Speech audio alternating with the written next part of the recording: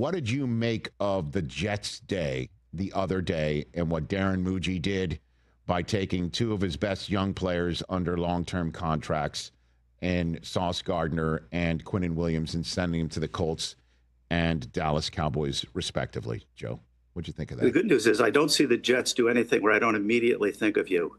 So I appreciate that. So you were looking out for my text, huh? And when it came in, you're like, okay, I saw that coming. I like it. You are a keen, astute observer. That was already established. What'd you think of the trade?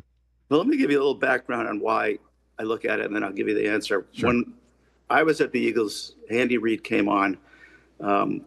We had spent a lot of time, I think you know by now, we tend to do a lot of research wherever I am, yes, on what had led to really successful turnarounds. Like what was the real history, not what it seemed like, not what people were telling us, what was the real history. And it led us to do something I think not everybody was doing. We sat down with the roster, we watched a bunch of tape together and individually, and then we said, how many players do we have on this roster right now that could start on a team 2 or 3 years from now that has a chance to be really good? And that's kind of the base from which we're going to build. They're sort of untouchable, even though they weren't all good players.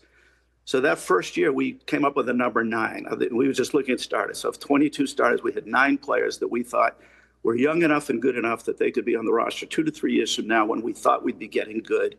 And therefore, they were very valuable to us, because if you're trying to replace 22 players, I don't know if you can even do it. Your hit rate on the assets you have, which is really just cap room and picks, has to be so high, it's almost impossible to do. And the other thing was relevant. We did a round-by-round analysis of success rate. Now, that's kind of subjective because you can define success rate as anything, starting for 2 years, making a pro, whatever you want. So that's a little more subjective, but that was what we did. First-round picks through the round, about 50% end up being at least a quality starter for at least 2 years. Second round goes down to 40, and by the time you get to the fifth round, you're around like 5 and 10% all the way to the 7th round. So that was trying to value, like what was the player worth, what were the draft picks worth if we got them, and so on and so forth. So we had 9 out of 22. We won 5 games Andy's first year. We won 10 games his second year, won a playoff game, and went to the championship game in his third year. So I hear some people talking about, well, they weren't winning with this guy anyway. Big deal. Let's get rid of him. That's a big mistake, in my opinion.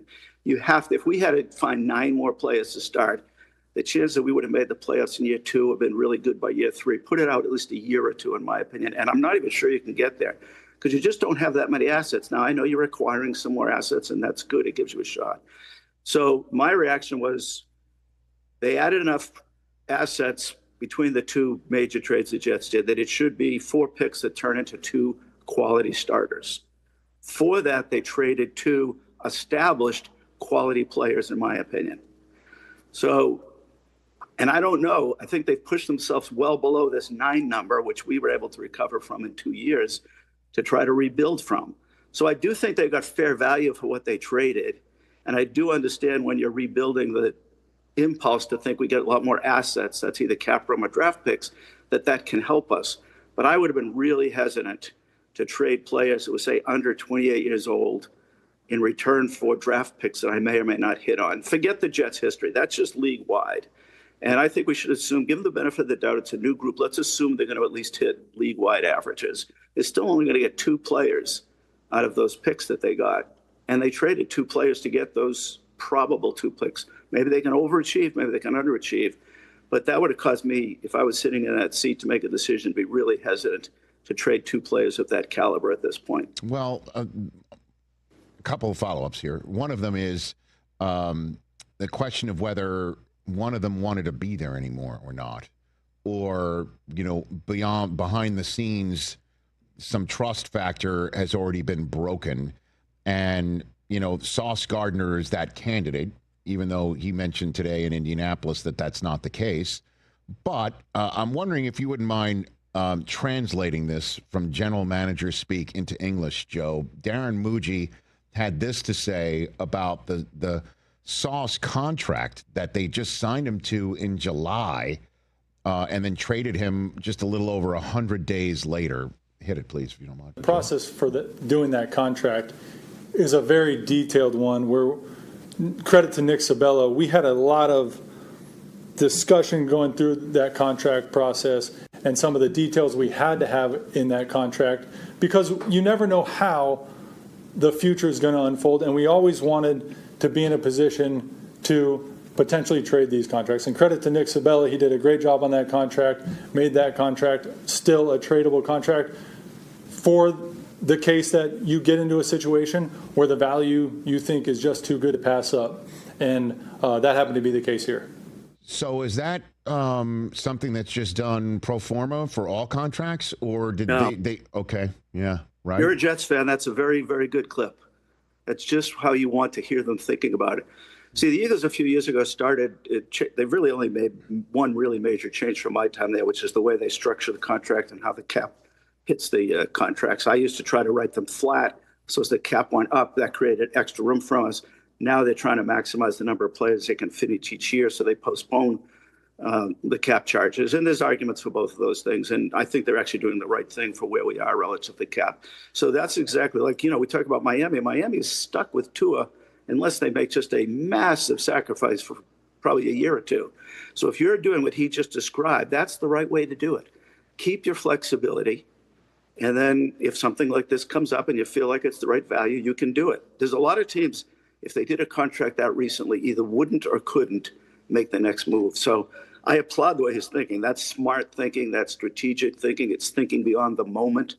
So I'd be encouraged if I was a Jets fan and heard somebody describing it like that. That's exactly what he should be saying. And there's a lot of general managers in the league that wouldn't be saying that. Well, the only reason why I'm also bringing it up is, and I'm not trying to kick a hornet's nest here, but there are Jet fans, including some very young ones whose videos went viral, who fell in love with Sauce Gardner, and they're wondering why he had to go after you just re-signed him, and he's going to be there forever. And then you hear, well, when we did the contract, we wanted to make sure there was language in there that we could trade him as soon as possible if the situation came up. Why would you? Listen, I understand due diligence, but unless there was any smoke that was already happening there, did they do that for Garrett Wilson would be a follow-up? You know what I mean? Like, what's up with that, Joe? And that's why I'm trying to see if there's, am I onto something here, or I just need to move on? I mean, listen, I think what probably reflects is there was some difference of opinion about whether to do that extension or not. And then hopefully there's an organizational philosophy that we're going to manage our cap, at least until we're good and trying to get from good to great. We're going to manage our cap and maintain flexibility as much as we can, which I think a lot of the teams that are kind of copying the Eagles model are doing it too early. It's something that's worth considering doing. When you get to the point where you have a chance to be really good, compete, advance in the playoffs, it's not something that, in my opinion, makes sense when you're winning 3, 5, 7 games a year. And the path to getting beyond that, probably because you don't have a quarterback, is hard to see at the moment. So the thinking that, they did this well, now they get a quarterback, it happens sometimes, but most of the time the teams that get the first or second pick need a quarterback. So accumulating assets to trade with them occasionally works, but usually you got to be the one that was bad enough to get the first or second pick, third pick in the draft. Usually there's not more than 2 quarterbacks in the draft, and plenty of times we get 2 drafted, but there's early only 1.